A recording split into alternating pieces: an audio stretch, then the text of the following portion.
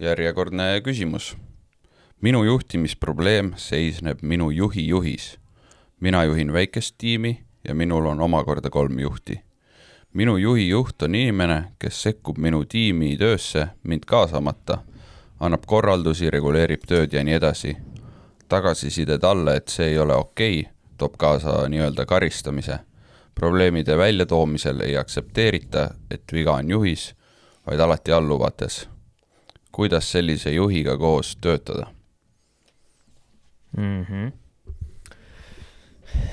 Selline, ma ütleks, et väga tavapärane olukord, mis võib juhtuda, on ju, kus siis väidetavalt juht teeb asju, millest siis meeskonnaliige aru ei saa, et miks seda tehakse. Ja nüüd mida seal teha? Kuidas saab üldse millestki aru saada? On vaja ikkagi rääkida juhiga ja nagu siin on toodud välja siis, et on üritatud tagasisidet talle anda, aga see ei too siis edu nii-öelda ja hoopis saab karistada. Nüüd väga huvitavaks teada, mis need karistused on ja kuidas see karistamine siis välja täpselt näeb. Ja mida siis sellises olukorras teha? Et kokkuvõttes võiks seda nimetada seda, et juht siis mikromajandab mingis mõttes, teeb asju, mida peaks laskma teha oma meeskonnaliikmetel. Ja esimene asja, kuhu ma otsa vaataks, ongi siis see, et see on seotud usaldusega. Et miks ta ei kaasa mind oma töösse? Et kus kohas ma saan nendele otsa vaadata, siis mis on need asjad, mida ma olen siis teinud või tegemata jätnud informatsiooni edastamise osas juhile, et ta peab minema minust mööda. Sest vahel ongi see, et vahel on see täiesti ju loogiline, et juht lähebki mööda, sest et tal on mingi informatsioon. Ja nüüd, kui juht läheb mööda, siis ma tegelikult just tahaksin teada saada seda, et miks ta must mööda läks. Ja ainukene viis, kuidas ma seda teada saan, on temaga rääkides ja küsides. Ja nüüd, kui ta mulle ei räägi, siis võib-olla erinevad variante, miks ta ei räägi. Kas see hetk, kui ma ta käest küsisin, oli ajakriitiline, tal polnud aega mulle rääkida. Teiseks, ta ise pole üldse tähele pannud, et ta sihukest asja teeb, et ta üldse mööda läheb ja et see mingi probleem on. Eks kas me oleme omavahel kokku rääkinud üldse, et mismoodi ja kuidas see info peaks minema.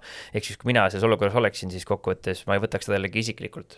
Et see probleem, kus see saab tekkida, mingis mõttes on see, kui ma võtan seda olukorda hästi isiklikult ja mõtlen, et see on selle pärast, et minuga käitutakse niimoodi.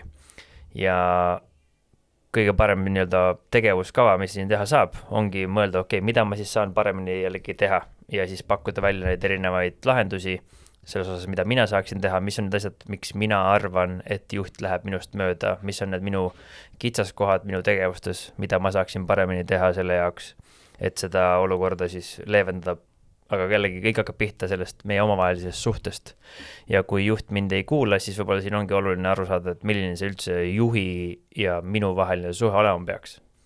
Ja nagu me oleme alati rääkinud, on siis see, et kui ma ütlen, et me peame ehitama suhet, siis ega keegi tegelikult ei tea, mis see suhe on, kuidas seda suhet defineeritakse. Ja meie siis räägime, et suhe koosneb siis 5 komponendist, milleks on siis austus, kuulamine, usaldus, mõjutamine ja hoolimine, 5 sellist komponenti. Ja see, kuidas mina seda selgitan nii-öelda sammude haaval on siis, et kõik hakkab pihta austusest, et kui mina ei austa juhti, sest et ta, ma ei tea, ei oska juhtida või ta teeb asju, mis ei ole juhile kohased ja ma näitan seda välja tõenäoliselt ka siis oma kehakeelega, sest et ega ainukene viis, kuidas me väljendame ennast, ei ole ainult sõnaline, vaid tegelikult kehakeel, hääletoon ja kuidas me käitume ja tegelikult sealt võib välja lugeda väga palju erinevaid nüansse, millest me ei pea isegi rääkima, aga me tunneme, et me tegelikult ei austa seda. Ehk siis esimene asi on see, et juht ei hakka mind kunagi austama, kui mina teda ei austa. Ja nüüd, kui meil on professionaalses suhtes, siis ma pean leidma midagi, mida temast austada. Ta on kuidagi juhi positsioonile saanud, ta järelikult ikkagi ju midagi jagab, muidu ta poleks sellesse kohta üldse jõudnud, ehk siis tema eelnevas elus või eelnevas töös on midagi austusväärset. Alati peaks olema midagi austusväärset. Nüüd, kui ma austama teist inimest hakkan, siis tekib potentsiaal sellele ka, et ma hakkan teda kuulama. Sest kui ma ei austa, mis on tõenäoliselt ma kuulan? No üli väike. Kui ma kedagi ei austa, no mida ma ikka temast kuulan, see info tuleb sisse, aga ma ei kuula seda päriselt. Ja nüüd, kui ma hakkan kuulama, küsin tema käest küsimusi, et kuule, et okei, miks sa tegelikult lähed, ma ei tea, mööda või miks sa tegid sellise otsuse oma positsioonilt, sest seal võib olla väga häid põhjendusi, miks see nii on. Nüüd, kui ma hakkan seda kuulama, siis ma peaksin tegema endale märkmeid ja üritama siis aru saada, et see, mida ma kuulsin, on ka päriselt reaalsus, ehk siis peegeldama talle seda tagasi või lugema tagasi. Nüüd, kui ma saan info kätte, läbi kuulamise, siis on potentsiaal, et kui ma hakkan neid asju paremaks tegema, mida ma olen kuulnud, neid tähelepanekuid, neid väikseid komponente, siis hakkab tekkima meil väikene usaldus, sest et inimene hakkab nägema, et okei, et ta tegelikult austab mind, ta kuulab mind ja ta teeb ka neid asju, et ennast parandada, eks tekib väike usaldus, mis lõpuks on siis see 4. mis ma ütlesin, on siis mõjutamine, mis näitab seda, et juht tunneb, et ta saab mind mõjutada. Ja lõppkokkuvõttes see hoolimine on see 5, on ju, ja hoolivust me saame jällegi näidata väga erineval moel, mismoodi me hoolime. Ma hoolin läbi selle, et ma kuulan. Ma hoolin läbi selle, et ma austan. Ma hoolin läbi selle, et ma lasen ennast mõjutada. See kõik on hoolimise märk. Ja nüüd, kui meil ühte nendest 5 ei ole, siis meil ei ole tegelikult seda professionaalselt töötavat suhet. Ja nüüd küsimus võib-olla siin ongi see, et okei, kust kohast hakkab pihta siis see suhe, see professionaalne suhe, et kas see on, peaks hakkama pihta juhist, ehk siis teisest inimesest või peaks hakkama see pihta minust. Ja see on minu arvates hästi lihtne nagu see loogika, et kuidas saada kedagi mind rohkem austama, kuidas saada kedagi mind rohkem kuulama, kuidas saada kedagi rohkem mind usaldama, kuidas saada kedagi mõjutada, kuidas saada luua olukorda, kus keegi hoolib minust. Ja väga lihtne vastus on selle juures see, et mina pean ise alustama sellega või vähemalt proovima ise anda, näidata välja austust, ise kuulata, ise andma usaldust, ise laskma ennast mõjutada ja ise hoolimast, et kui sina minust ei hooli, siis miks ma peaksin sinust hoolima? Kui mina sind ei austa, siis miks peaksid sina mind austama? Kui mina sind ei kuula, siis miks peaksid sina mind kuulama ja nii edasi ja nii edasi. Ehk siis kõigepealt tuleks ära kaardistada, et milline see meie suhe hetkel on ja millisest nendest 5 aspektist siis see puudujääk on mul selles suhtesse vaatesse. Ja nüüd siis selle sama info põhjal mina paneksin kokku plaani, kuidas ma kõigepealt üldse saaksin näidata selle inimesele austust. Selle jaoks ma pean aru saama, et mis see austus selle inimese jaoks üldse tähendab, sest mõne jaoks on see, et ma ei tea, ta austab seda, kui töö on tehtud. Ta austab seda, kui mul on korrektselt mingi asi vormistatud. Ta austab seda, kui ma olen õigel ajal kohal. Ta austab seda, kui ma kuulan teda. Mis on see juhi nii-öelda, ütleme siis, armastuse keel või usalduse või siis austuse keel, mismoodi tema näeb ja väljendab seda. Ehk siis seal oleks vaja joondust leida, siis ma üldse tean, mida siis näitlikustada ja samal ajal tuleks mõelda ka, et mis on minu jaoks need tegevused, mis väljendavad austamist. Ja see ainukene viis seda tegelikult ikkagi nii-öelda käima lükata, ongi ise seda alustada ja siis seda peab tegemagi väga taktitundeliselt, õigel hetkel, ütleme siis, ma ei tea, hääletooniga, õige nii-öelda strateegia valikuga ja tegelikult mul on väga palju neid olukordasid, mida mina saan kontrollida. Nüüd ma ei saa kontrollida, kas see teine inimene hakkab tänu sellele mind austama või mitte, aga reaalsus on see, et mul on päris palju võimalusi, mida ma teha saan ja minu approach või minu nii-öelda lähenemine hakkakski alati jällegi pihta iseendast ja ma võtaksin seda mitte kui isiklikku suhet, vaid mul on vaja omada professionaalset suhet oma juhiga. Ta ei pea mulle meeldima isiklikul tasemel, aga meil peab olema selline professionaalne töötav suhe. Miks? Sest et meeskonnas, meil on vaja meeskonda selle jaoks, et seda ülesannet, mis meil hetkel antud on, lahendada ja see ülesanne kaalub üle meie nii-öelda selle isikliku üksteisele meeldivuse või mitte ja me peame sellest üle olema ja üks viis, kuidas seda siis eristada endast ongi saada aru, mis on professionaalne suhe, isiklik suhe, miks me seda üldse koos teeme siin praegu, miks meil üksteist tegelikult vaja on ja see on see lähtekoht, kus kohas see pihta hakkab minu arvates. Ja kui on karistus, siis ma tahaksin karistamise juures teada saada, et okei, miks mind karistati, mis on see asi, mida ma peaksin teistmoodi tegema ja üritada siis sealt nii-öelda seda ülesmäge võitlust pidama hakata väikeste sammudega, väikeste võitudega ja see oleks see, kuidas mina seda olukorda nagu, kuidas ma läheneksin. See ei ole üldse mingisugune lihtne olukord, sest et hetkel tundub, et mina ei ole austust välja teeninud, mina ei ole usaldust välja teeninud, isegi kui ma olen teinud kõike väga õigesti, siis juht ei väljenda seda vähemalt mitte kuidagi moodi. Ja tegelikult on mul võimalik siis kas õnnestada seda olukorda või jällegi üritada proovida kõike, mida ma oskan, et seda olukorda paremaks teha. Ja selle jaoks, et seda olukorda paremaks teha, on mul tegelikult väga palju võimalusi. Ja nagu sa ütlesid, et ei tasu seda isiklikult võtta, kuigi see võib väga raske olla, et ongi, kui sinust minnakse mööda ja kuidas siin on täpselt öeldud, et annab korraldusi ja reguleerib tööd. Ja see võib päris ebameeldiv tunne olla, aga variant, kuidas seda võtta, on mõelda, et näed, et oi kui hea juht, et ta võtab nii palju vastutust, et teda huvitab kõik, mis toimub temast allpool ja sellepärast ta teeb seda. Ja siin on ka võib-olla see on ju, et kui ongi siuke olukord tekkinud, siis selline otsene tagasiside juhile ei ole võib-olla kõige parem alguse meetod. Et sellepärast me räägime ka seda, et on nagu kaks lahendamist, on otsene meetod ja on nii-öelda, ma ei tea, kaudne meetod siis, ehk siis nii-öelda nagu lahinguväljal on ju, et meil ei ole mõtet otse vastasele peale minna, me tahame alati tiivatada, me tahame leida selle koha, kus kohast meil on vastupanu väiksem ja efektiivsemalt saaksime ligi ilma nii-öelda konflikti tekitamata. Ja kui me alustame seda ja me näeme üldse, et keegi teeb midagi nii-öelda valesti, siis me tegelikult tahaksime lihtsalt küsida informatsiooni selle kohta, et kuule, et kas ma mõistan õigesti seda olukorda, et üldse miks ta seda tegi, sest tõenäoliselt on seal mingisugune hea põhjus, miks ta seda üldse tegi. Ja kui ma saan seda aru, miks ta seda tegi, siis on mul võimalik hakata endas tegema neid väikeseid muutuseid või neid väikeseid arengukohtasid välja tooma, mille abil ma saaksin lõppkokkuvõttes ise hakata tegema neid asju, mida juht praegu siis minu eest teeb. Aga kui ma otse lendan peale, kuule, mis mõttes sa lähed must mööda jälle, siis see ei ole see koht, kus kohast tekib mingisugust suhet või see tekitab rohkem konflikti, emotsioonid tulevad üles, ego läheb mängu ja tegelikult me viime üksteist tunnelisse ja tegelikult me tegeleme hoopis millegi muuga. Ehk siis me ei tegele probleemi lahendamisega, vaid me tegeleme omavahelise mingisuguse, ma ei tea, võimuvõitlusega, et kes otsustada võib ja kes midagi teha võib, nii et see tuleb kõik nii-öelda kõrvale panna ja siis tuleb lihtsalt proovida. Ja loomulikult sellel kõigel ongi siis oma, ütleme, potentsiaalne ka lõpp-punkt, mida jällegi ma pean iseendaga kokku leppima või meil on organisatsioonis kokku lepitud, et mis siis juhtub, millistel juhtudel ma nii-öelda ütleme siis loobun ja aktsepteerin seda, sest et mõni juht võib-olla on väga hea erinevates aspektides, aga see üks aspekt, näiteks ma ei tea, kommunikatsioon või mingisugune tema iseärasus on asi, mida ta ei kavatsegi muuta ja ei oskagi muuta ja ei tahagi muuta, siis ongi minu võimalus, et kas need ülejäänud asjad, mis tema puhul on, kas need kaaluvad üle selle tema, ütleme siis, kitsaskoha selles ühes teemas. Ja üks näide, mida ma suudan tuua, on siis meil endal oli üks selline juht, kelle all mina töötasin, kes oli nagu lahinguväljal. No ta oli lihtsalt epic juht.